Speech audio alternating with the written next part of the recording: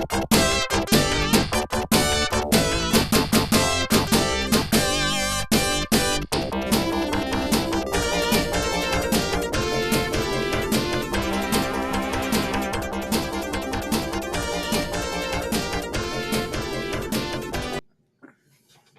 everybody, welcome to AP Physics C. Continuing here in Unit 8 for electricity and magnetism, this unit basically on electrostatics.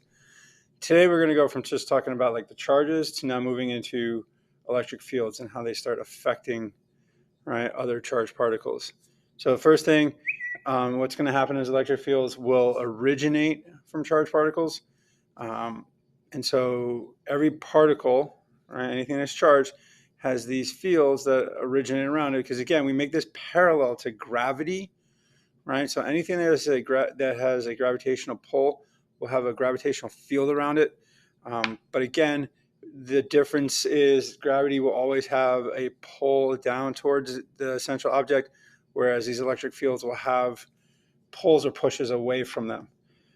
So the E field at a given point is the ratio of electric force exerted on a test charge at the point to the charge and the charge on the test charge itself. I know there's a lot of charge words in there, but basically what that is saying is, it's a ratio of the electric force to the amount of charge. Okay. Now mathematically, so E, which is the electric field, is equal to the amount of force. So again, so it's the ratio of the electric force to the amount of charge. So F sub E is our electric force, Q is the amount of charge. The unit is newtons per coulomb. Now this is, again, we draw this parallel to gravity. So if you remember, in mechanics, we can write gravity, as a ratio of the gravitational force to the mass, right? And so there's your parallel again, okay?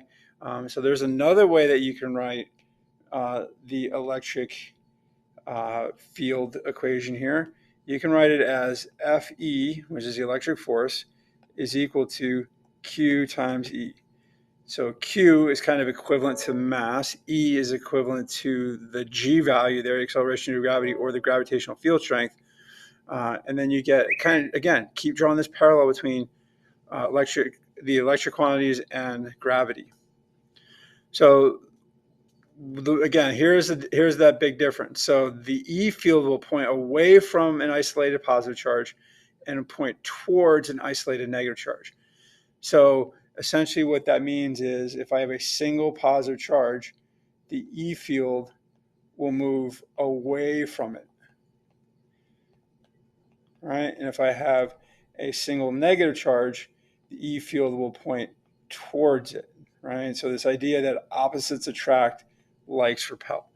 And this is the reason why this happens is because if I take a test charge, right? So when we talk about test charge, it's a positive test charge, not a negative test charge. So in general, so if I take a positive test charge and place it, try to move it towards the positive, central charge, opposites attract, likes repel. So it's going to try to push it away. And then if I take that positive test charge and move it towards the negative, of course, it's going to attract it. So that's the reason why, they point away from positive charges and towards negative charges. Now, not all questions are going to involve positive test charge. So what happens is the electric force exerted on a positive test charge is in the same direction as the electric field. But let's say then the question talks about a negative test charge. Then it ends up being, the electric force will point opposite the direction of the electric field. So if I have a positive test charge sitting out here, the force experienced by it will be away from it. If I have a negative test charge point out here, well, then the force will be towards, against the E field. Okay, so now let's look at an example problem using electric fields. So here we go. We got part A. Find the direction and magnitude of an electric field that exerts a 4.80 times 10 to the negative 17th Newton westward force on an electron. And then what magnitude and direction force does this field exert on a proton? Okay. So we use our equation. Electric field is the electric force divided by charge. So we know that this electron is experiencing a 4.80 times 10 to the negative 17th Newton force, right? Now, remember, the electron has a charge of 1.6 times 10 to the negative 19th coulombs. So we plug that in, 1.6 times 10 to the negative 19th coulombs. And now we just simply divide 4.80 times 10 to the negative 17th by 1.6 times 10 to the negative 19th. And so we get an electric field of 300 newtons per coulomb. So note that this is a westward force, but because it's an electron, right, the E field points opposite, right,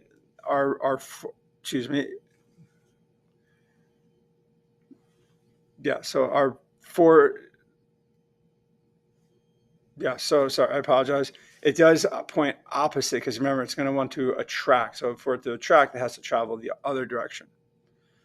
Now, part B, now we're substituting on the negative electron with a positive proton. Well, remember, the proton and electron have the same charge. So they're going to experience the same electric field. But what happens is the force and the E field, because of the positive charge, they're going to point in the same direction. Remember, negative charge, right? Right? Opposites, positive charge, same. Okay. All right. So basically from here on out, we're going to keep focusing on these electric fields leading up into that ultimate final section of this unit called Gauss's law.